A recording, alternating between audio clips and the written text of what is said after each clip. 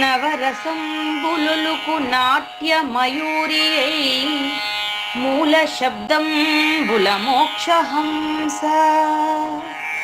నవరసంబులుకు నాట్య మయూరియై మూల శబ్దంబుల మోక్షహంస.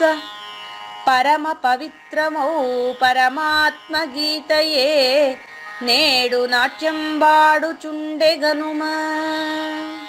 పరమ పవిత్రమో పరమాత్మ గీతయే నేడు నాట్యం బాడుచుండెగనుమ. మునిరతనార్యులు మోదిల్లు శిష్యుండు, మునిరతనార్యులు మోదిల్లు శిష్యుండు సహజాచలుని కంఠ శబ్దరీతి. అజ్ఞానతిమిరంబులంతంబుజేయ అనాదిబోధను వినుము ఆర్యులార. అజ్ఞానతిమిరంబులంతంబుజేయ అనాదిబోధను వినుము ఆర్యులార. వినుము ఆర్యులార. తెలిపే జ్ఞానేశ్వరుల్ గీతన్ దివ్య రీతి. తెలిపే జ్ఞానేశ్వరుల్ గీతన్ దివ్య రీతి. ఆణిముత్యమీ గ్రంథము అచలులార. ఆణిముత్యమీ గ్రంథము అచలులార. ఆదరించిరి గీతను అచల ఋషులు గురుని వాక్కుగా గ్రహించి గురుతుగనుడు. ఆదరించిరి గీతను అచల ఋషులు గురుని వాక్కుగా గ్రహించి గురుతుగనుడు. హరి ఓం. శ్రీ గురుభ్యో నమః. ఓం నమో భగవతే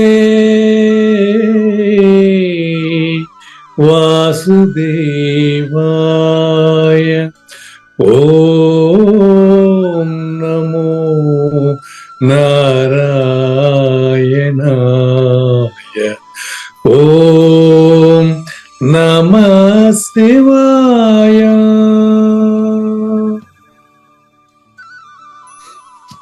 ఈ గీతా జ్ఞానగిన కార్యక్రమం మొదలై నిన్నటికి 1010 రోజులైంది, 50 రోజులైందండి. ఈ రోజు 1051 రోజు.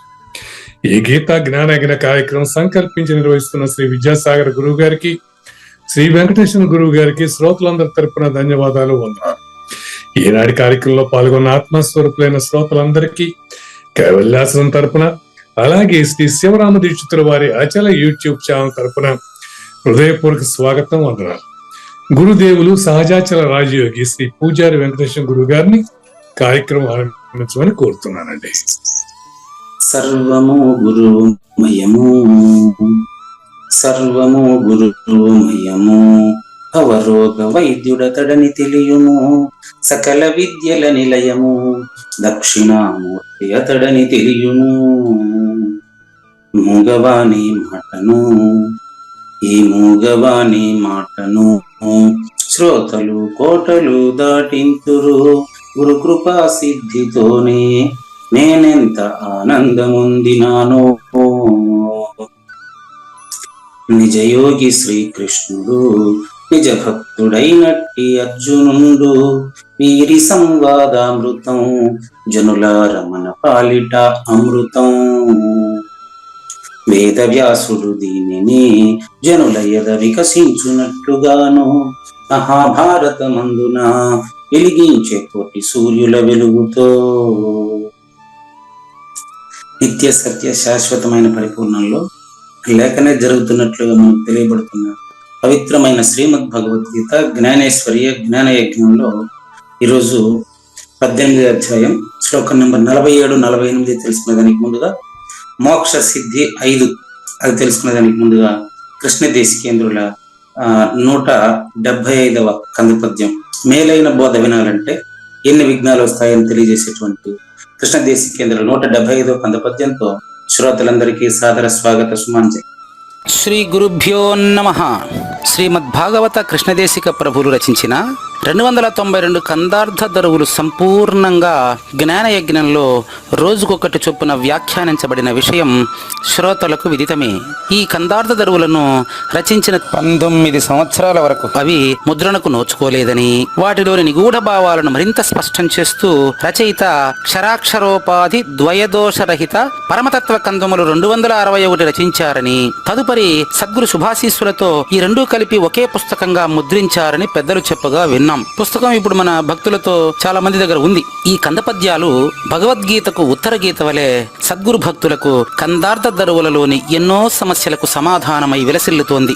ఎంతో ఉపయోగకరమైనటువంటి ఈ కందపద్యాలను రోజుకు ఒక్కొక్కటి చొప్పున వివరించాలని అడిగిన ప్రత్యక్ష శ్రోతల కోరిక మేరకు జ్ఞానయజ్ఞంలో శ్రీకృష్ణ పరమాత్మ సందేశానికి ముందే ప్రతిరోజు కృష్ణ ప్రభువుల దర్శనం మహద్భాగ్యంగా భావిస్తూ ముందుకు వెళదామా?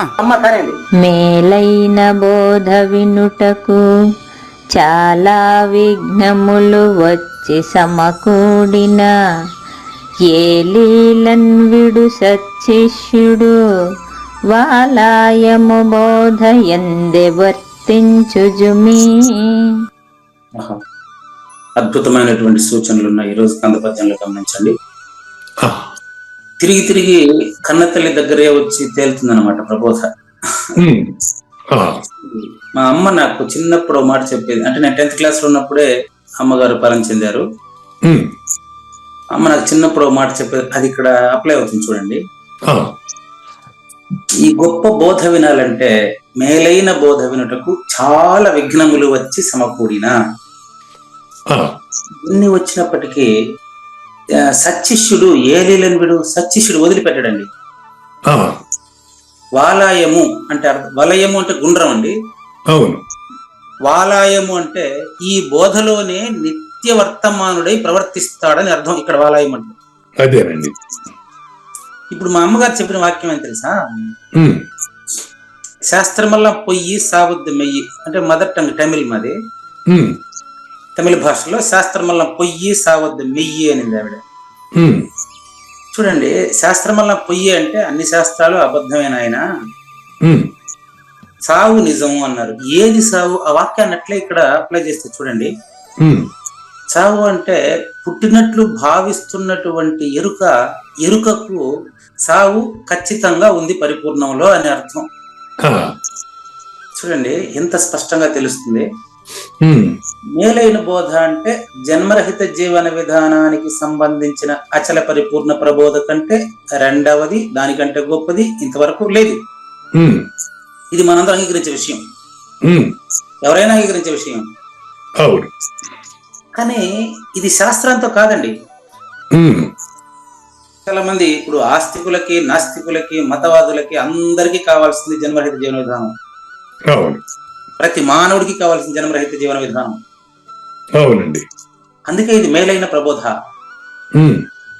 చాలా విఘ్నములు ఏంటి? కృష్ణప్రభువులు మనకు స్పష్టంగా తెలియజేస్తున్నారు. మేలైన బోధ వినాలంటే చాలా విఘ్నములు వస్తాయంట. ఆ విఘ్నాలని 3 రకాలుగా మనం డివైడ్ చేస్తాం. నెంబర్ 1, శాస్త్రజ్ఞానం బహుక్లేశం.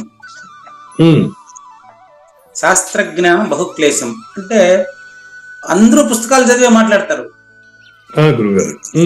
పుస్తకాల వల్ల జన్మరహిత జీవన విధానం అలవడదు. అవునా? అదే గురుగారు. నంబర్ 1 శాస్త్రజ్ఞానం బహుక్లేశం. ఉత్తర గీత అండి ఇది. నంబర్ 1 శాస్త్రజ్ఞానం బహుక్లేశం. నంబర్ 2 బుద్ధేశ్ చలనకారకం. శాస్త్రంలో ఉండే విషయాన్ని ఉన్నది ఉన్నట్లు శాస్త్రంలో రాసి పెట్టారు. పరిపూర్ణ బోధన లేదనట్లేదు, ఉంది.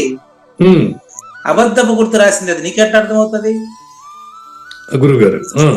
అబద్ధపు గుర్తుతో రాశారు. శాస్త్రం నిబద్ధి. శాస్త్రానికి అడిక్ట్ అయితే ఒక పుస్తకాన్ని పైకెత్తి చూపిస్తాడు వాడు. ఈ పుస్తకాన్ని చదువుకోండి సరిపోతుంది అంటాడు. నో, గుర్తుపెట్టుకోండి, శాస్త్ర జ్ఞానం బహుక్లేశం నంబర్ 1, బుద్ధే చలనకారకం నంబర్ 2. ఒక పుస్తకంలో ఉంది అంటే వాడు కేవలం పుస్తకాన్ని నమ్మాడు, వాడు పనికిరాడు, నమ్మద్దండి. ఏ పుస్తకంలోనూ ఉండేటువంటి విషయం నీకు చెప్తుంది ఆ పుస్తకం వచ్చి. నో, ఆ రచయిత యొక్క భావాన్ని తెలియజేస్తుంది అంతే. అంతే, ఆ భావాన్ని కూడా రచయిత వచ్చి తెలియజేయాలంటే ఆ రచయిత రాసినటువంటి దాన్ని తెలిసిన గురుముఖంగా వచ్చినటువంటి గురుమేవ అభిగచ్చతి, గురువుకి సర్వస్య శరణాగతి పొంది గురువు నుంచి నీకు అందాల్సిందే,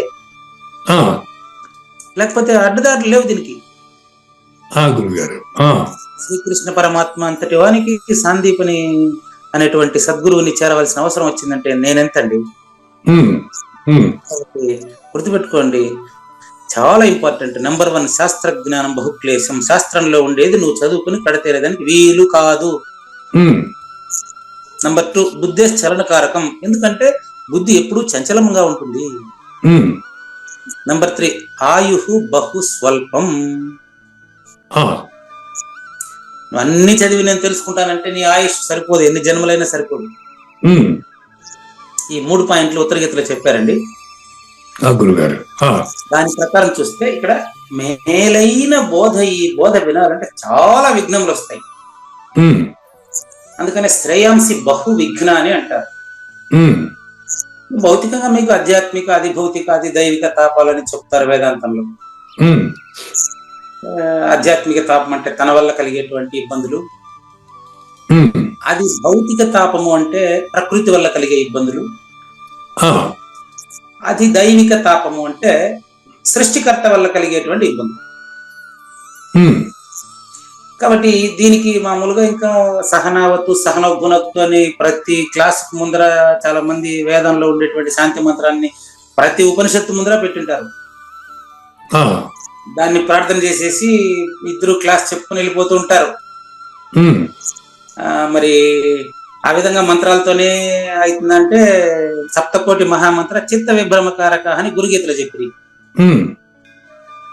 కాబట్టి మంత్రంతో పని కాదు. మంత్రంతో సంతు ఎట్లగు అంటాడు కృష్ణ ప్రభువులు కూడా.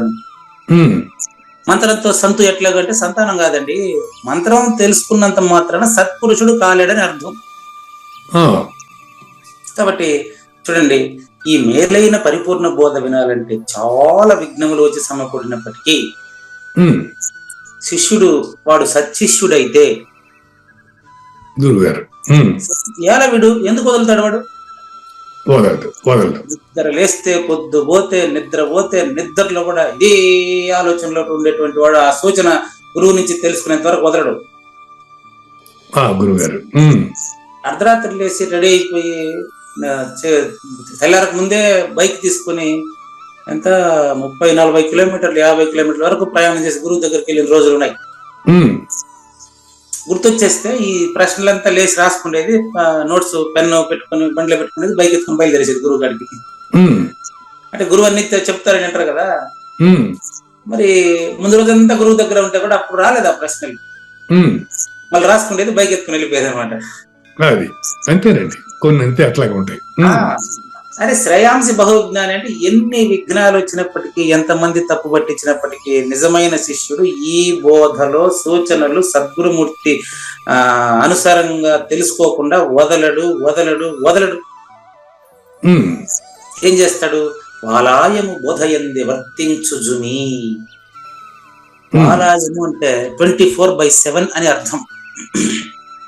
గురుగారు అడ్వర్టైజ్మెంట్లు వేస్తూ ఉంటారు వ్యాపారస్తులు. అంతేనండి.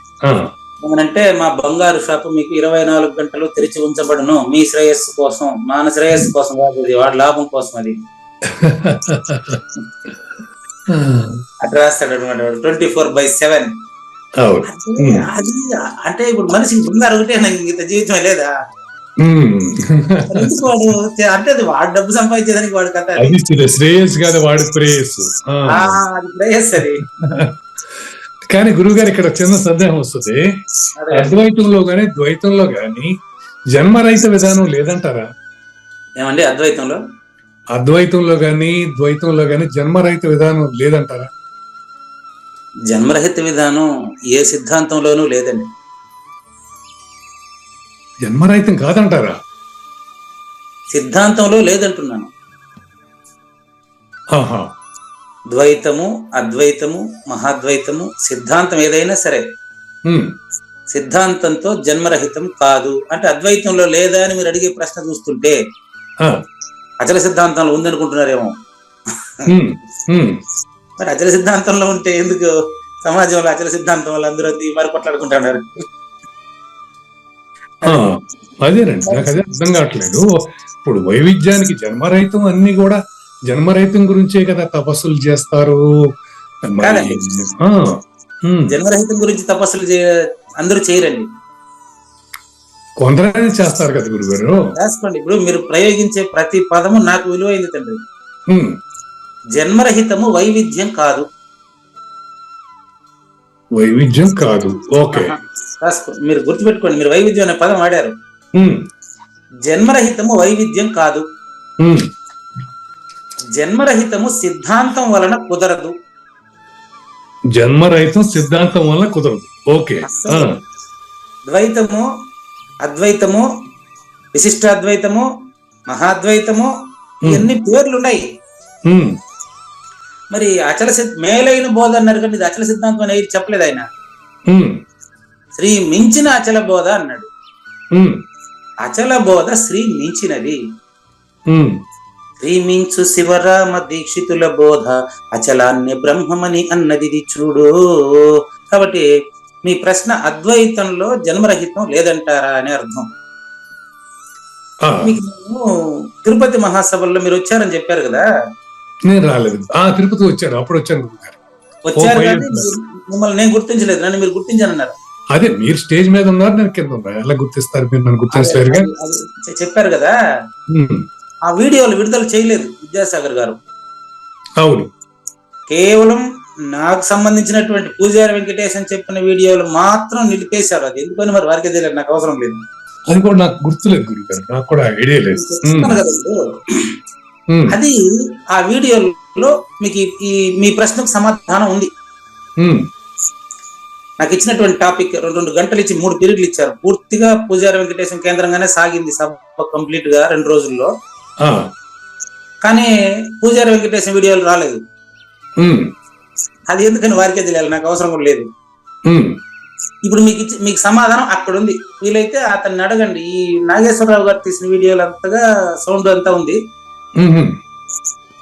జగద్గురు ఆదిశంకరులు పరిపూర్ణులే అని రాశాను. ఈ హెడ్డింగ్ తోనే విడుదల చేశాను వీడియోలన్నీ. ఈ హెడ్డింగ్ తోనే విడుదల చేశారు కురుకూరు నాగేశ్వరరావు గారు. అద్వైతంలో జన్మరహితం లేదా అని మీ ప్రశ్న.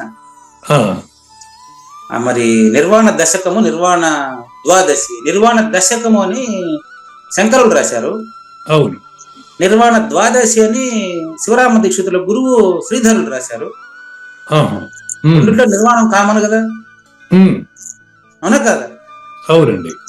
కాబట్టి ఒక సిద్ధాంతం పేరుతో నేను జన్మరహితం కలిగిస్తానని ఇంతవరకు ఎవ్వరు చెప్పలేదు. మరి ఓకే, మరి డిఫరెన్స్ ఏమిటి సిద్ధాంతానికి? డిఫరెన్స్ అంతా లేదండి. అచల సిద్ధాంతం అన్నిటికంటే సులభమైన పద్ధతి ఈ మేలైన బోధ. చాలా సులభమైన పద్ధతి అండి. అన్నిటికంటే వదలటం చాలా, అన్నిటికంటే అదే ఈజీ. వదలటం అదే కదా గురుగారు. అద్వైతం వదలటమే ఉంది కదా గురుగారు, వైరాగ్యం ఉంది కదా. చెప్తున్నాను కదా, అద్వైతం అన్న మీరు సిద్ధాంతం ఏదైనా పెట్టుకోండి గురుగారు. నువ్వు ఎంచుకున్న సిద్ధాంతం రాద్ధాంతం అయితేనే పరిపూర్ణత. అంతే, బుద్ధుడు చెప్పినా కూడా అదే చెప్పాడు, వైరాగ్యమే బుద్ధుడు బోధించాడు. వెళ్ళినారా బుద్ధుడు, ఈ శంకరులు వీళ్ళంతా నాగేశ్వర ప్రసాద్ వచ్చిన తర్వాత వచ్చారు. నాగేశ్వర ప్రసాద్ రాకపోతే జన్మరహితం ఎప్పుడు సిద్ధం. నాగేశ్వర ప్రసాద్ వచ్చి అనవసరంగా మీరే పరిపూర్ణుడయ్యా అని చెప్తా ఉంటే మీరు మళ్ళీ బుద్ధుడు వాళ్ళ దగ్గరికి అంతా పోతారు. రమణ మహర్షి ఏ సిద్ధాంతం చెప్పండి, నేను కూడా ఒక మంచి పేరు చెప్తాను. రమణ మహర్షి పరిపూర్ణుడు కదా, పరిపూర్ణుడే. జన్మరహితుడు కదా. అవును. ఏ సిద్ధాంతం ఆయన? ఏ సిద్ధాంతం కాదు. అది కథ. జన్మరహితానికి ఒక సిద్ధాంతం లేదండి. కాబట్టి జన్మరహిత ప్రబోధ వినేటప్పుడు ఇప్పుడు మీకు వచ్చిన సందేహాలన్నీ విఘ్నాలు. అద్వైతంలో జన్మరహితం అవుతుందా కాదా? గౌతమ బుద్ధుడు జన్మరహితుడా కాదా? ఏ సిద్ధాంతంలో జన్మరహితం ఉంది? ఇదే మీ ప్రశ్నలు ఇంతసేపు వేసింది. అవుతుందా కాదా? అన్నిట్లోనే అవుతుందని నాకు అనిపిస్తోంది అంటున్నారు. అంతకంటే ఏమి లేదు.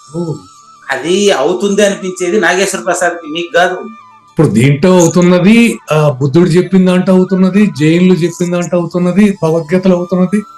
అది నేను అంటున్నాను. మీకు డిఫరెన్స్ ఎక్కడ వచ్చింది అంటున్నాను. అంతకంటే ఏమి లేదు. ప్రూఫ్ ఏంటి అని అడుగుతున్నాను నేను. ప్రూఫ్ ఎక్కడ ఇవ్వగలుగుతాం మనం? అందుకే ఒక సిద్ధాంతాన్ని జన్మరహితానికి ఇది పనికొస్తుంది అని వాడేదానికి వీల్లేదు. బాగుంది.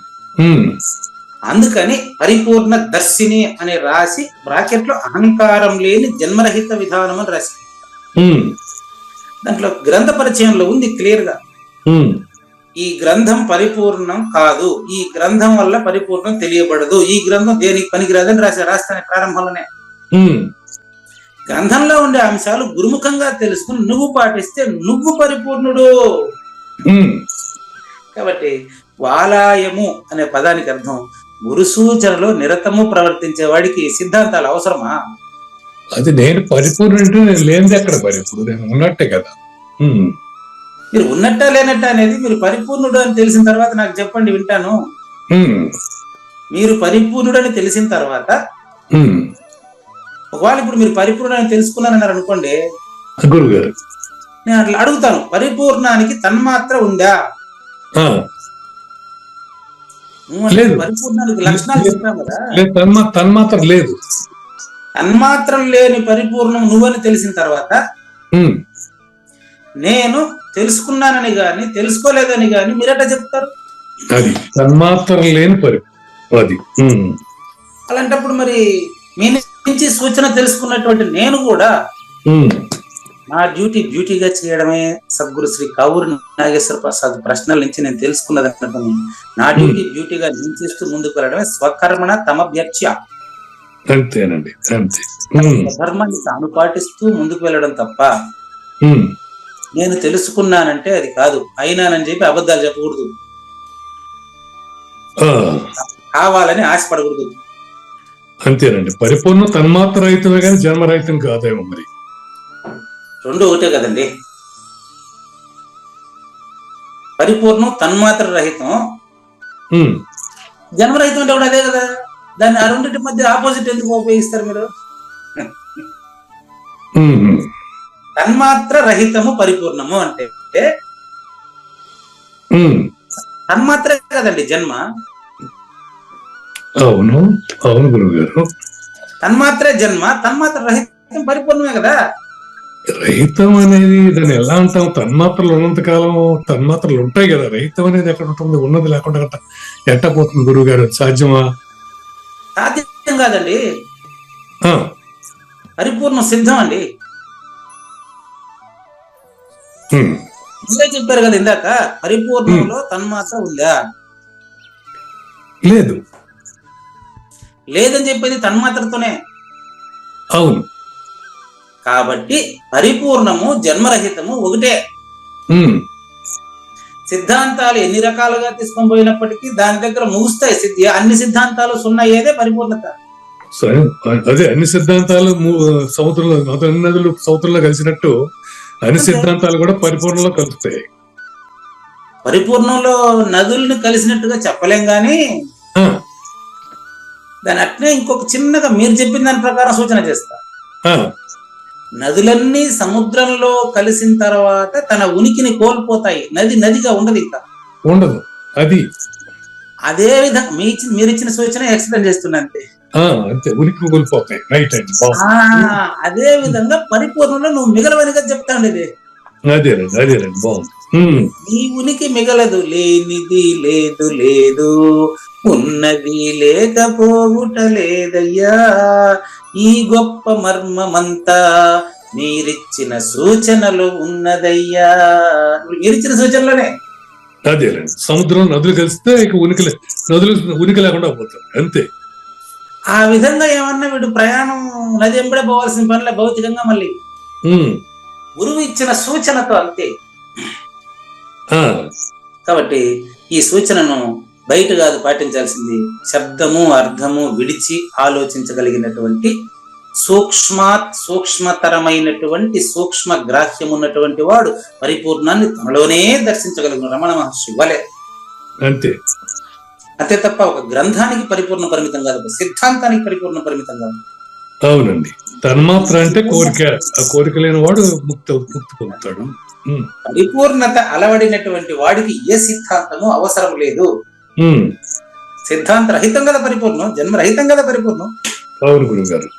అద్భుతమైనటువంటి ప్రశ్నలు అందించినటువంటి మీకు ధన్యవాదాలు తెలియజేస్తూ, ఈ బోధ ఈ విధంగా కావూరి నాగేశ్వర ప్రసాద్ వలె ప్రశ్నించి ప్రశ్నించి ప్రశ్నించి తెలుసుకోవాల్సిందే తప్ప, సులభంగా ఎవరికి వాళ్ళలో పరిపూర్ణతను తెలియవలసిందే తప్ప, ఒక సిద్ధాంతం, ఒక పుస్తకం, ఒక గురువు, ఒక శిష్యుడు దీనివల్ల పరిపూర్ణత కుదరదు.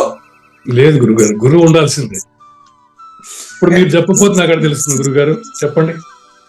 అదేనండి, గురువు ఉండాల్సిందే, నేను కాదనట్లేదు, పుస్తకం ఉండాల్సిందే. కానీ పరిపూర్ణం అనేది గురువు కాదు, శిష్యుడు కాదు, పుస్తకం కాదు, మాట కాదు, అక్షరం కాదు. పరిపూర్ణం అనేది ఏమని అనరాని తత్వమది, పరిపూర్ణ మెరుకకు ఎరుగరానిది, ఎరుక కానిది. గురువు ఎరుకే, శిష్యుడు ఎరుకే. అదేనండి, అది. కాబట్టి మీరు చెప్పిందే. కాబట్టి గురు శిష్య రహితము, అన్ని తెలిసిన వెనుక అచలమే ఉండు, గురువు శిష్యుడు లేదు, గురుతేమీ లేదు. గురువు గుర్తే, శిష్యుడు గుర్తే. అదే గురుగారు. నేను చెబుతున్నాను మీరు వింటున్నారని గాని, మీరు చెబుతున్నారు నేను వింటున్నానని గాని చెప్పడం వ్యవహారం. అవును, వ్యవహార రహితం పరిపూర్ణం. అద్భుతమైన సూచనలు అందించినటువంటి మీకు కృష్ణ ప్రభువులకి ధన్యవాదాలు తెలియజేస్తూ, జ్ఞానయజ్ఞం 2వ భాగం మోక్ష సిద్ధి నంబర్ 5. ఓకే గురుగారు, ఓకే. మోక్ష సిద్ధి నంబర్ 5 మనకు 2 రోజులు వెనకబడి ఉన్నాం ఆల్రెడీ. 1051 కదా ఇవాళ. అవును గురుగారు. 1051 అంటే ఇప్పుడు మనం ఏడు ఉండాలి తెలుసా? 1052లో ఉండి ఉండాలి, ఇంకా ఒకటే ఉన్నాం అంటే 2 పేజీలు వెనకబడి ఉన్నాం. శ్రేయాన్ స్వధర్మో విగుణః పరధర్మాత్ స్వనుష్ఠితాత్ స్వభావనియతం కర్మ కుర్వన్నాప్నోతి కిల్బిషం. ఇది 3వ అధ్యాయం శ్లోకం నెంబర్ 35లో యథాతథంగా అక్షరం తేడా లేకుండా వచ్చింది, చూసాం. అవును. కానీ అక్కడ చెప్పింది వేరే, ఇక్కడ చెప్పింది వేరే, ఇంకా సూక్ష్మంగా సూచన చేశారు ఇక్కడ అని చెప్పాం. అక్కడ చెప్పిన తర్వాత ప్రశ్న వేశారు అర్జునుడు, దాని సమాధానం ఇక్కడ ఉండాలి. అక్కడ స్వధర్మాన్ని పాటించేవాడికి పాపం అంటదని చెప్పేశాడు. కానీ అక్కడ ప్రశ్న వేశాడు, ఏమంటే ఏన ప్రయుక్తోయం పాపం చరతి పురుష అని చిన్నపి వార్ష్ణేయ బలాదివ నియోజిత చేశాడు. కూర్చున్నాడు, అరే కర్మలు చేస్తున్నాడు కదా, మరి పాపం అంటదంటావు ఏంటయ్యా? అక్కడ తన స్వధర్మాన్ని పాటించిన వాడికి పాపం అంటది, వాడు అచల పరిపూర్ణుడేనని అక్కడ చెప్తే, అక్కడ ప్రశ్న వేశాడు కృష్ణ పరమాత్మకి అర్జునుడు, శిష్యుడు. అక్కడ కూడా వివేకంతో కర్మ చేయాలా, అక్కడ అది కూడా ఉంది పాయింట్. అదే ఆన్సర్. మరి వివేకంతో కర్మ చేస్తే మరి లేకుండా చేసినట్లే అవుతుంది. అది ఎట్లా అవుతుంది అనేది సద్గురువు సూచనలో శిష్యుడికి తెలుస్తుంది. ఇప్పుడు గురుగారు ఎట్లంటే, మీకు ఆల్రెడీ చెప్పాను, మళ్ళీ అదే చెప్తా. మీరు మీ తాత దగ్గర ఆడుకున్నప్పుడు మీరు ఆట మీద ఉన్న పట్టు వేరే. అవును. మీ మనవడి దగ్గర మీరు ఆడేటప్పుడు మీ దగ్గర ఉన్న మానసిక స్థాయి వేరే. వాళ్ళిద్దరు వేరు వేరే, ఒకడేనా? వేరు వేరు. నాకు అర్థం కాల ఇప్పుడు మీరు చెప్పింది. పూర్తిగా అర్థం చేసుకోండి, నిదానంగా. మీరు నాకన్నా ముందు పరిగెత్తే కుదరదు, అర్థం చేసుకుంటూ రావాలి. అదే శిష్యుడు, మనవడు, తాత అట్లా కాదు, కొంచెం ఏంటంటే మీ మీద ప్రయోగం అది. ఒకప్పుడు కావూరి నాగేశ్వర ప్రసాద్ వాళ్ళ తాత దగ్గర చదరంగం ఆడే రోజు ఆట మీద ఉండే ఇంట్రెస్ట్ వేరు. అవును. అదే కావూరి నాగేశ్వర ప్రసాద్ ఇప్పుడు తాత అయ్యారు. ఇప్పుడు కావూరు నాగేశ్వర ప్రసాద్ తన మనవడి దగ్గర చదరంగం ఆడేటప్పుడు ఉండే మనస్తత్వం వేరు. అవును, మరి అది వేరు ఇది వేరు గాని మనిషి ఒకటే. అది అది అది కాబట్టి ఇప్పుడు చెప్పండి, అదే విధంగా ఎరుక విడిచిన వాడికి ఎరుకతో ఉన్న వాడికి తేడా అట్టుంటదని మీకు ఉదాహరణగా చెప్పానంతే. అదేనండి, వివేకం కలిగిన వాడు ఎరుక విడిచిన వాడు. అది ఏం వివేకం అనేది అది గురు సూచనలోనే ఉంటది. ఇప్పుడు మీరు చూడండి, ఇంతకు ముందే మీరు చెప్పిన వివేకానికి ఇప్పుడు వివేకానికి తేడా వచ్చేసిన ఇప్పుడు అదేలేండి. ఓకే ఓకే, అర్థం చేసుకోవడానికి ఉదాహరణ మీ దాకా వస్తే తప్ప మీకు సూచన కాదు. అదే గురుగారు, ఉదాహరణ నా మీద ప్రయోగం చేసుకుంటే తప్ప నాకు సూచన కాదు. అవును, అట్లుంటది. సద్గురుమూర్తి ఎప్పుడు కూడా నీలో నుంచే చెప్తూ ఉంటాడండి. నీకు అనుకూలంగా చెప్పడు, నీలో నుండి నీ శ్రేయస్సుకు చెప్తాడు. అది నీ ప్రేయస్సుకు చెప్పడు, నీ శ్రేయస్సుకు చెప్తాడు. భగవద్గీత సారాంశం అంతా శ్రేయస్సు పైనే వెళ్తాది. కాదు గురువు గారు, వ్యక్తిగతంగా వచ్చినప్పుడు శ్రేయస్కి ప్రేయస్కి పెద్ద డిఫరెన్స్ ఏముంది? అచ్చా, శ్రేయస్సు నా శ్రేయస్సు నా ప్రేయస్సు అనేది ఉండదుగా. ఉండదు, చెప్తాను. అక్కడ వ్యక్తిగతంగా వచ్చినప్పుడు రెండు ఒకటే అవుతాయి కదా గురుగారు? కాదండి, right, very good very good, clear. నీ ప్రేయస్సు అనేటప్పుడు నీకు మాత్రం ఉపయోగపడదయింది, కరెక్టే మీరు చెప్పింది. నీ శ్రేయస్సు అనేటప్పుడు నీకేది కావూరి నాగేశ్వర ప్రసాద్కి చెప్పబడుతున్నది ఏదో అది ప్రతి వ్యక్తికి అప్లికబుల్ అయినప్పుడు దాన్ని శ్రేయస్సు అంటారు. క్లియర్, మీరు చెప్పింది కరెక్టే. ఆ రోజు కృష్ణ పరమాత్మ అర్జునుడికి చెప్పినటువంటి శ్రేయస్సు ఈ రోజు కావూరి నాగేశ్వర ప్రసాద్కి చెప్పబడుతున్నటువంటి శ్రేయస్సు ఒకటే అయిందనుకో, అందుకే ఒకటి అయిందనే కదా 50 మంది ఉంటాడు కూడా. అంతేనండి, ఆ శ్రేయస్సులోనే ప్రేయస్సులోనే శ్రేయస్సు చెప్పాలండి. శ్రేయస్సులో నీ ప్రేయస్సు ఉంది, నీ ప్రేయస్సులో శ్రేయస్సు లేదు. అవును, అర్జునుడికి ప్రేయస్సులో అర్జునుడు అప్పుడు శ్రేయస్ కోసం అడగలేదు, తన గురించి అడిగాడు, కానీ దాంట్లో మనకి శ్రేయస్సు కలిగింది. అటు కాదు, మళ్ళీ కన్ఫ్యూజ్ అవుతున్నారు మీరు. అర్జునుడు అడిగింది కూడా శ్రేయస్సే.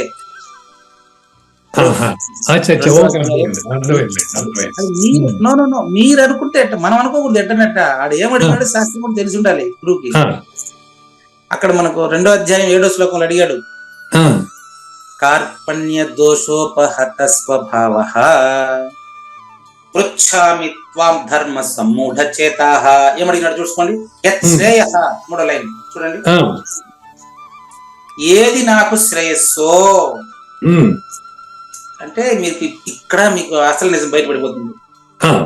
అర్జునుడిని వేరే, కృష్ణుని వేరే, వ్యాసుడిని వేరే చూడకూడదు. చూడండి, వ్యాసుడు రాసేటప్పుడు శ్రీ వ్యాస భగవానుడే కృష్ణార్జున తత్వమై భగవద్గీత రచయించెను, అందుకే అందరికి పాఠమయ్యే. వ్యాసుడే కృష్ణుడు, వ్యాసుడే అర్జునుడు, వ్యాసుడే సంజయుడు, వ్యాసుడే ధృతరాష్ట్రుడు. అవునా కదా? అవును. ఎందుకని? ఇప్పుడు వ్యాసుడు చెప్పింది వీళ్ళందరిలో తిరుగుతా ఉంది కాబట్టి అన్ని వ్యాసుడు రాసింది కాబట్టి వ్యాసుని ప్రతిరూపంగా భావించినప్పుడు మీరు వ్యాసుడు అవుతావయ్యా. అవును, విన్నాడు.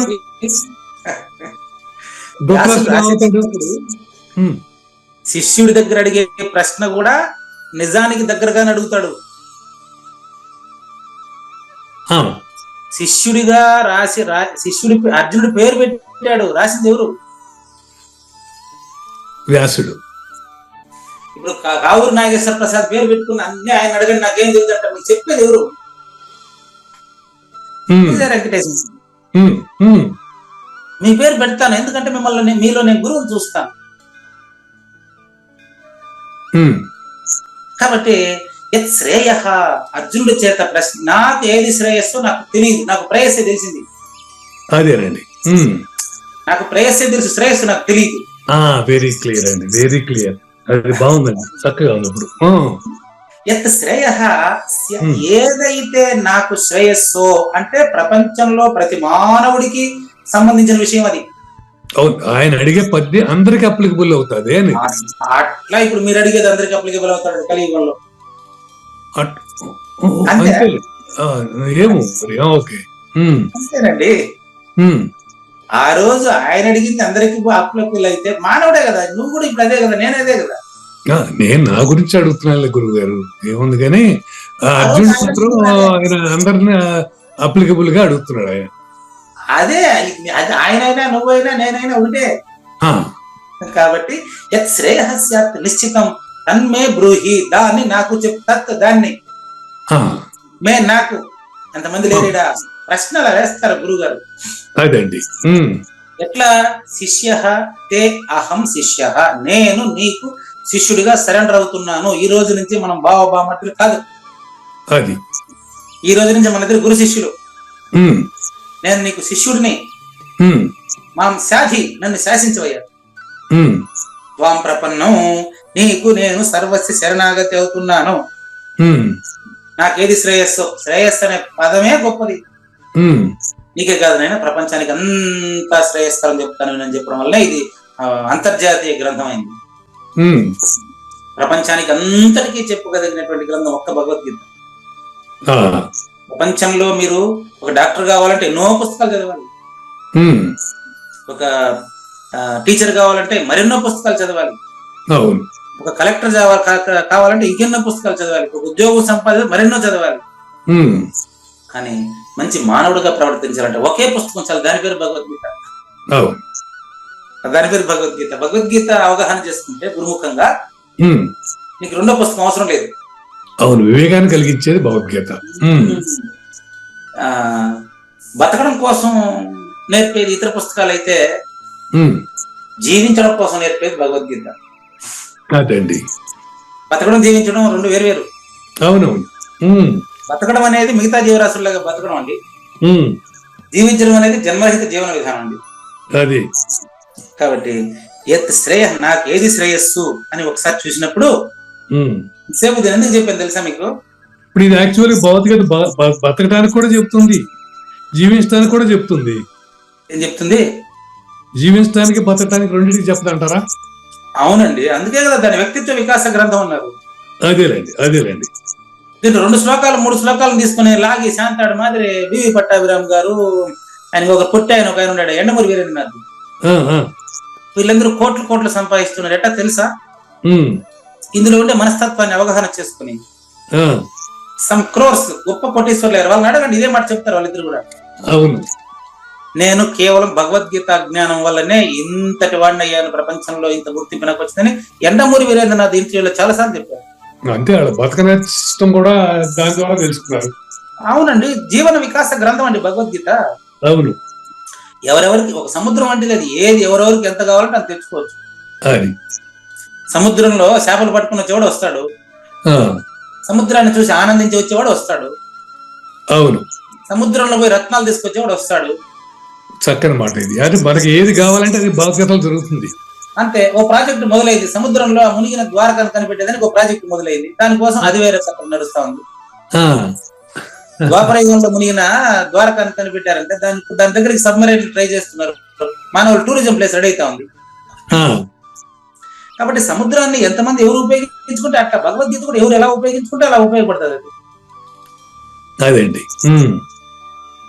ఇంతకీ మళ్ళీ ఆ 2వ అధ్యాయం 7వ శ్లోకాన్ని ఎందుకు తెచ్చానో తెలుసా? అదే పదం ఇక్కడ మొదలైంది చూసుకోండి, శ్రేయాన్ని. ఇక్కడ యత్ శ్రేయ అన్నారు కదా, ఇదే శ్రేయస్సు పట్టు, దాని సమాధానం ఇక్కడ ఉన్నది. అదే పదంతో శ్రేయాన్ స్వధర్మో విగుణ, నీ డ్యూటీగా చేస్తే అదేనయ్యా పరిపూర్ణత. స్వధర్మో విగుణ పరధర్మాత్ స్వనుష్ఠితాత్. ఇది చాలా చోట్ల అన్వయక్రమం తెలియక ఈ శ్లోకం తప్పుగా వ్యాఖ్యానించబడి చాలా చోట్ల ఉందండి. వాళ్ళ పేర్లు ఇప్పుడు నేను ఎందుకు చెప్తాను ఇక్కడ చెప్పను. ఇది చాలా చోట్ల తప్పుగా వ్యాఖ్యానించబడింది. స్వధర్మం పరధర్మం అనేది చాలా చాలా చోట్ల కాంట్రవర్షియల్ గా ఉందండి. చూసుకోండి, బాగా మళ్ళీ అడగబాకండి, నేను అందరూ ఇప్పుడే నేను గుర్తుపెట్టుకొని చెప్పేస్తాను. స్వధర్మం పరధర్మం తేడా చెప్తాను చూసుకోండి. స్వధర్మము అంటే ఈ జన్మలో మానవ జన్మలో నీకు అప్పగించబడినటువంటి కర్మ.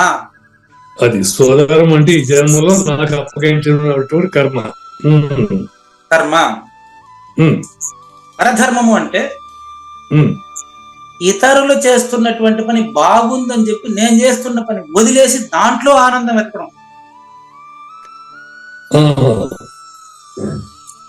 ఇద్దరం సాంప్రదాయంలోకి వచ్చాం. ఎగ్జాంపుల్ చెప్తాను. ఒక ఆయన నాకన్నా ముందే సాంప్రదాయంలో ఉన్నాడు, నేను సాంప్రదాయంలోకి వచ్చాను. నాకు భగవద్గీత అర్థమైన దానికి అర్థం ఏంటంటే నేను ముందుకంటే పాఠం బాగా చెప్పడమే. ముందుకంటే పాఠం బాగా చెప్పాలా, ముందుకంటే మా ఆవిడతో నేను బాగుండాలి, ముందుకంటే నా పిల్లలతో నేను ఇంకా క్లారిటీగా ఉండాలా. అది భగవద్గీత నేర్చుకునేదానికి అర్థం ఉండాలా. గురువు దొరికిన దానికి అది ఫలితంగా ఉండాలా. అటు కాకుండా పక్కింటి ఆయన ఈ సాంప్రదాయంలోకి వచ్చి ఎక్కువ ఉపన్యాసాలు ఇస్తున్నాడు, నేను కూడా ఊరి మీద వెళ్ళిపోతే పిల్లం పిల్లకాయలను వదిలేసి అది నాకు తెలిసినట్ట. అంటే సైన్స్ లెక్చరర్ చెప్పినట్టు. వెరీ క్లియర్ అండి. Yeah yeah yeah very nice, very nice. Science lecturer ఇప్పుడు ఇంకా మీరు చెప్పింది నేను చెప్పింది బాగుంది, మీరు చెప్పింది బహు బాగుంది. గురువు గారు నేను సైన్స్ లెక్చరర్, సైన్స్ ని బాగా చెప్పడానికి ప్రయత్నించాలి కానీ అవును ప్రిన్సిపాల్ మీటింగ్ పెట్టి ఏమయ్యా మ్యాథ్స్ లెక్చరర్ 100కు 100 మార్కులు తెస్తున్నాడు, నువ్వు ఎందుకు తేలేదంటే నేను పోయి మ్యాథ్స్ నేర్చుకుంటేట అది పరధర్మం. అది అంతే అంతే గురుగారు అంతే. కాబట్టి ఇది తన ధర్మాన్ని తను చక్కగా నిర్వర్తించినప్పుడు అందులో మరణం సంభవించిన మేలే అని అక్కడ చెప్పారు. లేదు లేదు, మరణం సంభవించడం కాదు, పాపము అంటదు. అది ఇక్కడ స్వభావనియతం కర్మ. ఎవరికి అప్పచెప్పబడినటువంటి పనులు కులధర్మానుసారంగా కర్మానుసారంగా వచ్చినటువంటి పని తన వృత్తిని తాను చక్కగా నిర్వర్తించినప్పుడు కుర్వన్ చేస్తున్నప్పటికీ ఆప్నోతి కిల్బిషం నా ఆప్నోతి కిల్బిషం, ఆప్నోతి కిల్బిషం నా సంస్కారాలు అతనికి అంటదు. అతను పరిపూర్ణుడే. పరిపూర్ణుడే ఎట్లా అనేది మరి ఆయన ఎక్స్ప్లెయిన్ చేస్తాడు. ఇంకా 18 నిమిషాలు ఉంది మనకు. చూడండి, కావూరు నాగేశ్వర ప్రసాద్ గారు జ్ఞానేశ్వర భగవద్గీత తీసుకోండి. ఇప్పుడు నాగేశ్వరరావు గారు తన ధర్మాన్ని ఆచరించడంలో కష్టం కలిగినా కూడా, కష్టంగా ఉందని కొంతమంది ఒక లక్ష్యాన్ని ఎంచుకుంటారు, కష్టం ఇంకో దానికి వెళ్ళిపోతారు, అటు పోకూడదు. కష్టం కలిగినప్పటికీ దానిని పరిణామ స్వరూపముగా మనకు ఎట్టి ఫలితము లభించును అనే విషయంపై ధ్యానం ఉంచాలి. మనకు జన్మరహితమే కరెక్ట్ అయినప్పుడు మనం అంతరంగంలో పరిశీలించాలా, గురువుని ప్రశ్నించాలి. అంతేకాని గురువుని మార్చుకుంటూ పోయినంత మాత్రం ఉపయోగం లేదు. ఉపయోగం లేదు, అంతేనండి. కాబట్టి కావూరు నాగేశ్వర ప్రసాద్ గారు మీకు దీక్ష ఇచ్చినటువంటి ఆ మేక నిర్భయానంద స్వామి మీకు గురువు, మీరే శిష్యుడు, రెండో వాళ్ళు లేరు. మీరు మీ తల్లి తండ్రి గురువు ముగ్గురిని ఆయనలోనే మీరు చూడాలి. పూజారి వెంకటేశాన్ని గాని, మీరు మాట్లాడేటువంటి మీ మనవడితో గాని, మీ శ్రీమతి గారితో గాని, మీ యొక్క బిడ్డతో గాని కావూరు నాగేశ్వర ప్రసాద్ తో ఉండే భక్తిని ప్రదర్శించడమే పరిపూర్ణత అండి. అందరిలో కూడా గురువుని చూడాలి. అంతే. కాబట్టి మన శరీరమును వ్యాధిరహితం అనర్చుటకు కేవలం చేదుగా ఉండే వేప ఔషధం అయితే దాన్ని తినకుండా వదిలేస్తామా? లేదు. అరటి చెట్టుకు కాయలు కాయలేదని చెప్పి దాన్ని నరికేస్తామా? కొంచెం వెయిట్ చేస్తే అది వస్తుంది. ఆ విధంగా మీకు కూడా సహజంగా మీకే తెలుస్తుంది, తొందరపడబాకండి అని అర్థం. అంతే, కాలం వస్తే అన్ని జరుగుతూ ఉంటాయి. అంతే. పువ్వు అది పూస్తేనే దాని వాసన అది పెట్టుకోదు కదా. అవును అవును గురువు గారు, మీకు టైం సహజంగా తెలియబడుతుంది, తొందరపడబాకండి అని అర్థం. అంతే, బాగుందండి. మనము స్వధర్మమును ఆచరించినప్పుడు కష్టంగా ఉందని చెప్పి దాన్ని వదలకూడదు. తామస త్యాగం అవుతుంది. అది చెప్పారు కదా 3 రకాలుగా: తామస త్యాగం, రాజస త్యాగం, సాత్విక త్యాగం. అది సాత్విక త్యాగం కాదు. అది పని చేస్తున్నారనే భావనను వదిలేస్తే ఫలితం పట్ల దృష్టి ఉండదు. అది సాత్విక త్యాగం, అదే శ్రేయస్సు. అదే గురుగారు. సాత్విక త్యాగము శ్రేయస్సు, తామస త్యాగము ప్రేయస్సు. రెండు కలిసిందే రాజసం. మనకు మిక్చర్ వద్దు, గుణాతీతమే కావాలి. కావాలంటే అన్ని జనం వస్తుందా? నేనే అట్లా ప్రవర్తించాలి. కాబట్టి చూసుకోండి, మన తల్లి నా తల్లి గూనిది అయినప్పటికీ ఆవిడ చూపించే ప్రేమలో గూని ఉంటదా? ఉండదు. అదే విధంగా కాకి నల్లగా ఉంటే కాకి పిల్లకు కాకి ఏ విధమైన ప్రేమ ఉంటుందో మా అమ్మకు నా మీద అట్లాంటి ప్రేమ ఉంటది. కాబట్టి కాకి ప్రేమ తక్కువ, మా అమ్మది ఎక్కువనా? తల్లి హృదయం అంతే. అట్లాగే పరస్త్రీలు రంభ కంటే ఎక్కువ లావణ్యం కలిగి ఉండుగాక. ఉమ్, మా తల్లి గూలిదైనప్పటికీ, పక్కింటోడి తల్లి సుందరంగా ఉన్నప్పటికీ, ఉమ్. నన్ను కన్న తల్లి పైన నాకు ప్రేమ ఉంటుంది కాదు, కానీ పక్కింటోడి తల్లి అందంగా ఉందని ఆవిడ మాయమ్మ ఈవిడ మాయమ్మ కాదని చెప్పొచ్చా? లేదు, తన తల్లి దగ్గరికే పోయి బిడ్డ పరిగెడతాడు. గురువు కూడా అంతేనండి. ఉమ్, కాబట్టి బాలుడికి కన్న తల్లి వల్ల ప్రయోజనం తప్ప, కన్న తల్లి గూనిదిగా ఉండినా, పక్కింట్లో ఉండేవాడి తల్లి అందంగా ఉండినా, పక్కింటోడి తల్లిని తల్లి అనడో. ఉమ్, కాబట్టి నీలో ఉండే గురువును గుర్తించిన ఆయన ఉమ్, కావూరి నాగేశ్వర ప్రసాద్ గారు, మీలో ఉండేది మేకా నిర్భయానంద, బయట కాదు. ఉమ్. మీరు వారి స్వరూపం. అవును గురుగారు. ఉమ్, కాబట్టి నీటిలో కంటే నేతిలో అత్యధిక గుణాలు ఉన్నాయని చెప్పి నీళ్ళ దాహానికి నెయ్యి తాగుతావా? ఉమ్, ఇదే పరధర్మం అనేది. ఉమ్. నీళ్ళ దాహానికి చూడండి, ఎడైనా టీ అంగట్లో పోయి టీ కంటే ముందు నీళ్ళు అడుగుతారు. ఆ, నీళ్ళ కోసమే టీ అంగట్లో టీ తాగుతారు చాలా మంది, గుర్తుపెట్టుకోండి. ఆ. వాడికి దాహం వేస్తే ముందు నీళ్ళు తాగాలి కాబట్టి, వాడు నీళ్ళు అడిగితే ఏమనుకుంటాడోనని వాడికి ₹1 ఇచ్చి టీ తాగేదని, అయ్యా టీ ఒకటి అంటే నీళ్ళు ఒక గ్లాస్ వెళ్తాడు. ఆ, గుర్తుపెట్టుకోండి, నీళ్ల దాహాన్ని టీతో తీర్చలేవు, తీర్చలేవు. నీళ్ల దాహాన్ని బంగారుతో తీర్చలేవు. బాగుందండి. కాబట్టి నీటిలో కంటే నేతిలో ఎక్కువ గుణాలు ఉన్నాయని చెప్పేసి నీళ్ళ దాహాన్ని నెయ్యి తాగలేం కదండి. ఉమ్, అందుకనే చేపలో నీళ్ళలో ఉంటే తీసుకుని వచ్చి, చేప నీకు నేను పాలలో పెడతాను, నీళ్ళంతా వద్దు, నేను పాలలో బతుకొని చచ్చిపోద్ది వచ్చేప్పటికి. అది ఉమ్, నీళ్లు మనకు ఫ్రీగా దొరుకుతాయి, ఉమ్. పొలాయి తిప్పితే ట్యాంకులో నీళ్లు వస్తాయి. ఆ, చేపకు అదే కావాలి చాలు. అవునండి. ఎందుకు నేను చేపను పాలలో వేసి పెంచుతానని, నాకు డబ్బు దండిగా ఉందంటే చచ్చిపోతుంది. ఆ, అవునా కాదా? అవును గురుగారు. కాబట్టి సహజంగా అచల పరిపూర్ణత అలవడాలి, కానీ సిద్ధ అద్వైతమా మహాద్వైతమా అచల సిద్ధాంతాల వల్ల పరిపూర్ణం కాదు. ఉమ్, పరిపూర్ణంలో సిద్ధాంతం లేదు, అది కథ. ఉమ్, ఉమ్, అన్ని సిద్ధాంతాల పుస్తకాలు కనుమరుగవుతాయి నీకు సూచన అయ్యేటప్పుడు. ఉమ్. అంత మాత్రం చూసుకోండి, ఎప్పుడు కూడా చేప నెయ్యిలో బతకదు కదా, ఉమ్, అవును. పరిపూర్ణుడు సహజంగా బతుకుతాడండి. ఓ, బాగుంది, చక్కగా. ఆ, ఇంకో ఎగ్జాంపుల్, మరి మంచి ఎగ్జాంపుల్స్ ఉన్నాయి. ఉమ్, ప్రపంచమునకంత విషంగా ఉంది పదార్థం, ఆ, అందులో పుట్టి పెరిగేదానికి అదే అమృతం. ఆ, అవునా కాదా? అవును, అందులో పుట్టి పెరిగేటువంటి వాటికి అది అమృతం. అమృతం. పాముల విషం ఎప్పుడు ఉంటుంది, విషంతోనే పాము పెరుగుతుంది. ఆ, అది పాముకి అమృతంగానే నాకే విషం అది. ఆ, అట్లా పరిపూర్ణమే ఎరుకే. అవును, పరిపూర్ణంలో ఎరుక లేనిది అవ్వాలి. అవును. అతల సిద్ధాంతం వల్ల రమణ మహర్షిని చూసి, శివరామ దీక్షితులను చూసి, మా గురువు గారిని చూసి పరిపూర్ణం అయ్యేదిలే. ఆ, అది నాలోనే తెలియబడాలండి, ఆ, నాకే తెలియబడాలి, నేనుగా తెలియబడాలి. అది అది ఎటనుకుంటారా? నెంబర్ 2, ప్రపంచానికంతా అతి మధురంగా ఉండే బెల్లం ఉంది. ఉమ్, విషంలో పెరిగేటటువంటి ఆ యొక్క కీటకాలకి బెల్లం తిని చచ్చిపోతాయి, ఉమ్, వెంటనే చచ్చిపోతాయి. ఉమ్. గుర్తుపెట్టుకోండి. కాబట్టి విషంతో, ఇప్పుడు ప్రపంచానికంతా తీయగా ఉండేటువంటి బెల్లంతో కూడి ఉండేటువంటి వస్తువులు విషంలో పెరిగేటువంటి ఆ కీటకాలకి ప్రాణాంతకం అవుతాయి. ఆ, అంటే ఇది అది కాదు, అది ఇది కాదు అని అర్థం. ఉమ్, పరిపూర్ణం ఎరుక కాదు, ఎరుక పరిపూర్ణం కాదని అర్థం ఇక్కడ. అంతేనండి. కాబట్టి కావూరి నాగేశ్వర ప్రసాద్ గారు, ఎవడికి ఏవి విహిత కర్మలకు, స్వధర్మం పరధర్మం కాదు, పరధర్మం స్వధర్మం కాదని అర్థం కాదు. అవును, స్వధర్మంలో పరిపూర్ణత సాధించవచ్చు, అది సిద్ధి. ఉమ్, ఉమ్, స్వధర్మంలో ప్రయత్నం చేస్తే పరిపూర్ణత సిద్ధిస్తుంది. అవును, పరధర్మంలో అద్వైతంలో ఉందా అచల పరిపూర్ణం, ఆ సిద్ధాంతంలో ఉంది, ఏ సిద్ధాంతం లేదు పరిపూర్ణంలో. గుర్తుపెట్టు, ఉమ్, కులాచారాలు విడువరాదు, కులధర్మాలు వదలరాదని చెప్పి దీక్షితుల వారు బృహద్భాషలో పైనే రాశారు. ఆ, ఇప్పుడు గప్పచెప్పిన వాడు పని చేస్తూ పరిపూర్ణత చెందండి, కానీ ఊర్లు తిరగపోకండి. ఇప్పుడు వీటిలో ఉన్నది అంతా పరధర్మమే కాదు కదా గురువు గారు. ఇప్పుడు ఏ మతాలను తీసుకున్నా అది పరధర్మం మన ధర్మం అనేది అక్కడ డిఫరెన్సియేషన్ ఉండదుగా. ఎందుకు లేదండి, చూపిస్తాను. హిందువు క్రిస్టియన్ గా మారడం పరధర్మము. ఓ, అట్లా.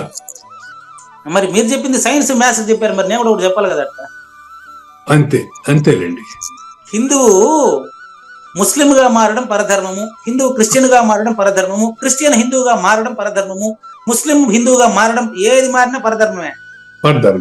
ఇప్పుడు అసలు మార్పు హిందువుల్లో ఎన్ని సెక్టులు ఉన్నా కూడా హిందూయిజంలో వాటిలో మారటంలో పెద్ద ప్రాబ్లం లేదు.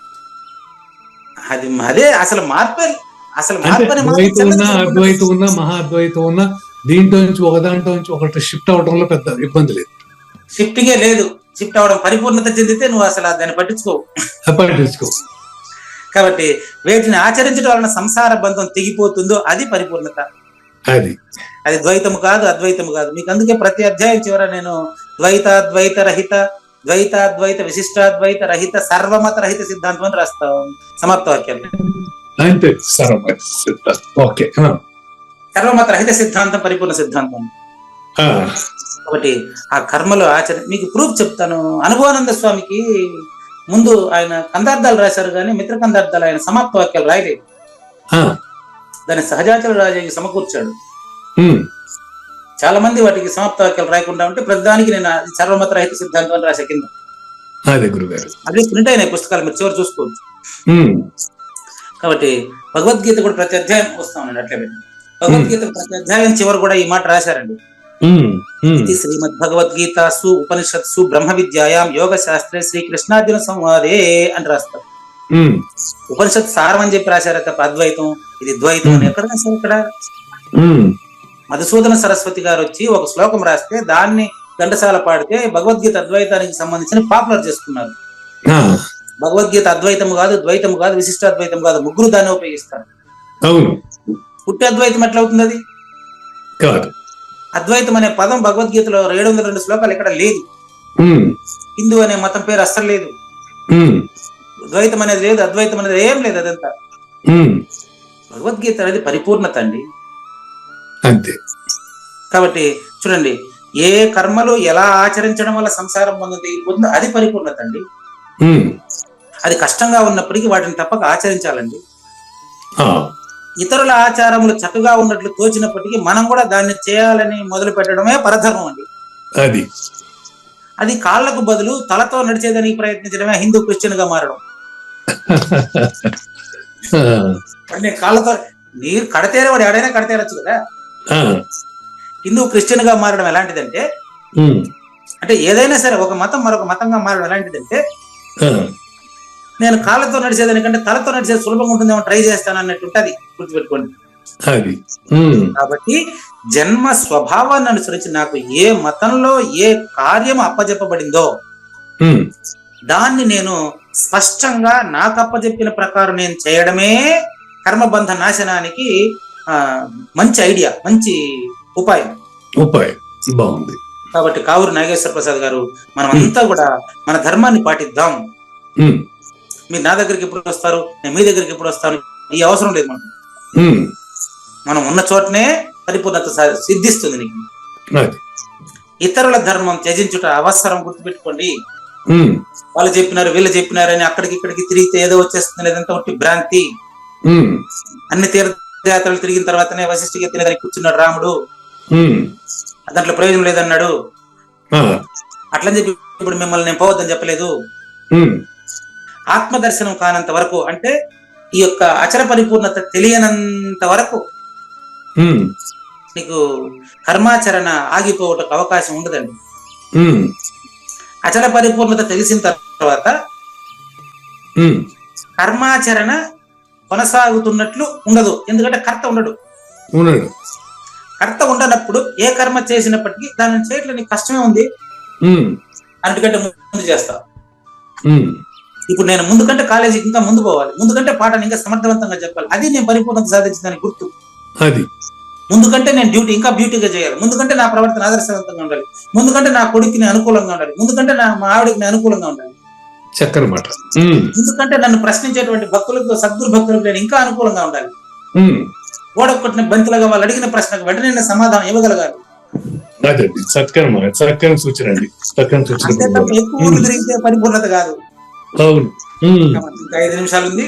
దీని తర్వాత ఉండేటువంటి శ్లోకంలో ఏ పని అయినా దోషంతోనే కూడుకున్నట్టు తెలుస్తుంది, కానీ అన్ని పనులు స్వధర్మంలో దోషం లేదని తెలియజేస్తున్నారు. శ్రీ భగవాను శ్రీ భగవాన్ ఉవాచ సహజం కర్మ కౌంతేయ సహజం కర్మ కౌంతేయ తదోషమపి న త్యజేత్ తదోషం అపి న సజేత్ తదోషమపి న త్యజేత్ సదోషం అపి న త్యజేత్ సర్వారంభా హి దోషేణ సర్వ ఆరంభా హి దోషేణ ధూమేనాగ్నిరివావృతాః ధూమేన అగ్ని ఇవ ఆవృతః. ఆవృతాః అంటే దోషం ఆవరించబడి ఉంటుంది ప్రతి కర్మలోను. అది అది నిత్యాగ్నిహోత్రుడు అండి. నిత్యాగ్నిహోత్రుడు అంటే పూజారి వెంకటేశ్వర ప్రతిరోజు ఇటుకలు పేర్చి ఆయన మంత్రాలు చెప్పి అగ్నిహోత్రం చేస్తాడు అనుకునేరు. సద్గురు నిలయంలోకి వచ్చినప్పటి నుంచి నిత్యాగ్నిహోత్రుడు అండి. ఎట్టంటే నేను ప్రతిరోజు క్లాస్ కి ముందే లేసుకుని ఫస్ట్ పోయి ముట్టిస్తాను. ఎందుకంటే నేను నీళ్లు కాబెట్టి పోసుకున్నదని ఇంకొక రూపాయలు ఆధారపడకూడదని. ఎందుకు చెప్తున్నాయి అంటే అంటే ఆగ్నేయముల్లో చెప్పారు కదండి, ఆగ్నేయంలో పొయ్యి ఈశాన్యంలో నుయ్యి అంట కదా. ఆగ్నేయంలో ఉండే పొయ్యి కాంపౌండ్ వాళ్ళకి మూలలో సపరేట్ బయట బాత్రూమ్ బయట అండా పొయ్యి ఉంటుంది అనమాట. నీళ్లు కాగబెట్టేదానికి నేను ప్రారంభిస్తాను స్టార్టింగ్. ఈ రోజు నేను లేస్తానే పాపమే చేశాను, చూసుకోండి. అది అయ్యో ఏమయ్యో అది చూడండి, అది పాపం కాదు చెప్పండి. నేను లేచి నీళ్లు కాగబెట్టుకునేదానికి అగ్గిపెట్టి తీసుకుని పొయ్యి ముట్టించేదానికి స్టార్ట్ చేశానండి. పొయ్యి ముట్టించాలంటే ఫస్ట్ పేపర్ ఏదో ముట్టించేదానికి కావాలి కదా. ఆ పేపర్ తీసేటప్పుడు కింద బొద్దింకలు ఉన్నాయి, చచ్చిపోయినాయండి. మరి పాపంతోనే ఏ పని మొదలు పెట్టినట్టు లేస్తే పాపం జరుగుతుందండి. దాని పాపంగా భావించరాదు. బొద్దింకలు ఉన్నాయి, చచ్చిపోయినాయి. ఇప్పుడు ఎట్టా నేను పాపే ఏం చేస్తాం కాదండి. టైం వచ్చినప్పుడు అన్ని ఏది పోవాలని పోతానే ఉంటాయి. ఈ శ్లోకం అదే చెప్పేది, సహజం కర్మ కౌంతేయ దోషంతో లేని పనే ఉండదు నాయన. నేను పొయ్యి ముట్టించేటప్పుడు బొద్దింకలు ఎగిరిపోయినాయి అవన్నీ. రైట్, నీళ్ళు కాగబెట్టేస్తున్నా, కలిసిపోదాం చేయబోము. నీళ్ళు బాగా సలసల కాగుతున్నాయి చూడు. తర్వాత కాసేపు తర్వాత నేను రెడీ క్లాస్ లో కూర్చున్న దానికి ముందు కూడా చాలా క్రిములు చనిపోయినాయి అక్కడ చుట్టుపక్కల, ఏదేదో జీవులంతా ఉన్నాయి. కాబట్టి కౌంతేయ అంటే ఓ కావూరు నాగేశ్వర ప్రసాద్ గారు, సహజం ఏ పని రైతు పొలం దున్నేటప్పుడు చాలా జీవులు నశించిపోతాయి. కాబట్టి కర్మలో దోషం ఉందని చెప్పేసి స్వధర్మాన్ని వదలకూడదు. అది ఈ విషయం గురించి మరింత వివరాలు 48వ శ్లోకంలో తర్వాత ఎపిసోడ్ లో చూద్దాం. ఏది లేదు లేదు ఉన్నది లేకపోవుట లేదయ్యా, ఈ గొప్ప మర్మమంతా నీ వలన తేటగా తెలిసెనయ్యా. ఎన్ని సుగుణములున్నను పరధర్మ ఆచరణ హేయమయ్యా, స్వధర్మ ఆచరణలో మనుజుడు పాపమే పొందడయ్యా. దోషభూయిష్టమైన కర్తవ్య కర్మలను వదలరాదు, అగ్గిపై పొగలాగను కర్మలో దోషముండుట సహజమే. పొయ్యి ముట్టిస్తా ఉంటే కండ్లకంతా పొగ వస్తుంది. అట్లా పొయ్యి ముట్టడం మానేస్తే ఇప్పుడు మా పాప ఎట్ రెడీ అయ్యేది కాలేజీకి. కాబట్టి అగ్గిపై పొగలాగను కర్మలో దోషముండుట సహజమే. శ్రీకృష్ణుని పలుకును సూటిగా తలపల మునిరత్నమే, శ్రీమించిన భావమై సద్గురువు చెప్పకనే చెప్పెను గదా. సద్గురు అర్పణ అండి. మంగళం అమ్మ కానండి. జయ మంగళం నిత్య శుభమంగళం, జయతు జయ మంగళం మహోత్సవ మంగళం. జయ మంగళం నిత్య శుభమంగళం, జయతు జయ మంగళం మహోత్సవ మంగళం. శ్రీమించున చలంబు సూచించినటువంటి దక్షిణామూర్తికి దండమిడుతూ, శ్రీమించున చలంబు సూచించినటువంటి దక్షిణామూర్తికి దండమిడుతూ, శ్రీ మహావిష్ణువు సూర్య భగవానుడు యాజ్ఞవల్కి జనక రాజ ఋషికి. జయ మంగళం నిత్య శుభమంగళం, జయతు జయ మంగళం మహోత్సవ మంగళం. అయం వ్యర్థ బాహ్యకోపి నభవతి అనే సుఖయోగి సాంది పరుసుల వరుస. అయం వ్యర్థ బాహ్యకోపి నభవతి అనే సుఖయోగి సాంది పరుసుల వరుస. దీనినే శ్రీకృష్ణ పరమాత్మ వద్దనే ఎరిగరిగిన ఉద్ధవార్జునులకు. జయమంగళం నిత్య శుభమంగళం జయతు జయమంగళం మహోత్సవమంగళం. శ్రీ అల్లమా ప్రభు బసవేశ్వరుండును బ్రహ్మానంద రామానంద స్వామి. శ్రీ అల్లమా ప్రభు బసవేశ్వరుండును బ్రహ్మానంద రామానంద స్వామి. నవరసాలు లిఖించు నాట్యమయూరిగా గీతను మలచిన జ్ఞానేశ్వరులకు. జయమంగళం నిత్య శుభమంగళం జయతు జయమంగళం మహోత్సవమంగళం.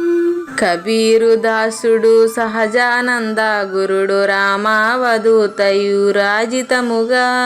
కబీరు దాసుడు సహజానంద గురుడు రామావధూతయు రాజితముగా. అంబికా శివయోగి శ్రీవేమన నిరంజన వెంకయ్య తిరువెంగళార్యులకును. జయమంగళం నిత్య శుభమంగళం జయతు జయమంగళం మహోత్సవమంగళం. శ్రీ బృహద్వాశిష్ట సిద్ధాంతమును చేసి జనన మరణ భ్రాంతి జడుపు బాపి. శ్రీ బృహద్వాశిష్ట సిద్ధాంతమును చేసి జనన మరణ భ్రాంతి జడుపు బాపి. అచల సాంప్రదాయమవనిలో నెలకొలిపి అందించినట్టి శివరాములకును. జయమంగళం నిత్య శుభమంగళం జయతు జయమంగళం మహోత్సవమంగళం. మెప్పైన బోధల తిప్పలు బాపిన అప్పయ్య మంత్రియు అచల గురులు. మెప్పైన బోధల తిప్పలు బాపిన అప్పయ్య మంత్రియు అచల గురులు. పరశురామ సీతారామ స్వామి ప్రభులు నరసింహయోగి గురువర్యులకును. జయమంగళం నిత్య శుభమంగళం జయతు జయమంగళం మహోత్సవమంగళం. కంద కందార్థముల నందించి బృందముకు రంది పాపిన కృష్ణ ప్రభువునకును. కంద కందార్థముల నందించి బృందముకు రంది బాపిన కృష్ణ ప్రభువునకును. పలుకులా కందనిది పరబయలు ఇది అని పలికిన ఫీల్కాన లక్ష్మణునకు. జయమంగళం నిత్య శుభమంగళం జయతు జయమంగళం మహోత్సవమంగళం. ఫీల్కాన లక్ష్మణుల ప్రియ శిష్యవర్యుండు అవధూతయని పేరావనియందు. ఫీల్కాన లక్ష్మణుల ప్రియ శిష్యవర్యుండు అవధూతయని పేరావనియందు. పాఠాలు నేర్పించి పీఠాలు ఏర్పరచి శంఖబాపిన వెంకటేశ్వర అవధూతకు. జయమంగళం నిత్య శుభమంగళం జయతు జయమంగళం మహోత్సవమంగళం. బట్ట బయలున ఎరుక పుట్టనే లేదని బాలాజీ సింగు ఈ కీలు తెలిపే. బట్ట బయలున ఎరుక పుట్టనే లేదని బాలాజీ సింగు ఈ కీలు తెలిపే. మూలమూలేనట్టు ఎరుకేమి లేదని తెలియజెప్పిన మునిరత్నమార్యులకును. జయమంగళం నిత్య శుభమంగళం జయతు జయమంగళం మహోత్సవమంగళం. నరస్వప్నము వంటి సురస్వప్నమిది అని పరిపూర్ణ దర్శినిని ప్రకటపరచి. నరస్వప్నము వంటి సురస్వప్నమిది అని పరిపూర్ణ దర్శినిని ప్రకటపరచి. సహజాచల రాజయోగి సద్గురు కృపచ సాంప్రదాయక గురుల సరసన జేరే. జయమంగళం నిత్య శుభమంగళం జయతు జయమంగళం మహోత్సవమంగళం. నిష్కల్మషానంద నిజ గురుని శిష్యుండు లింగమూర్తి లిపిని పొందుపరచి. నిష్కల్మషానంద నిజ గురుని శిష్యుండు లింగమూర్తి లిపిని పొందుపరచి. కార్వేటి నగరము పురవాస దాసుడైనట్టి పూజారి వెంకటేశునకంకితం విధి. జయమంగళం నిత్య శుభమంగళం జయతు జయమంగళం మహోత్సవమంగళం. జయమంగళం నిత్య శుభమంగళం జయతు జయమంగళం మహోత్సవమంగళం. జై సద్గురు ప్రభు మహారాజ్ కి జై. జై గురుదేవ్ అండి. శ్రోతండ్ర తరపున వెంకటేశ్వర గురు గారు ధన్యవాదాలు చెప్తూ శాంతి మంత్రం.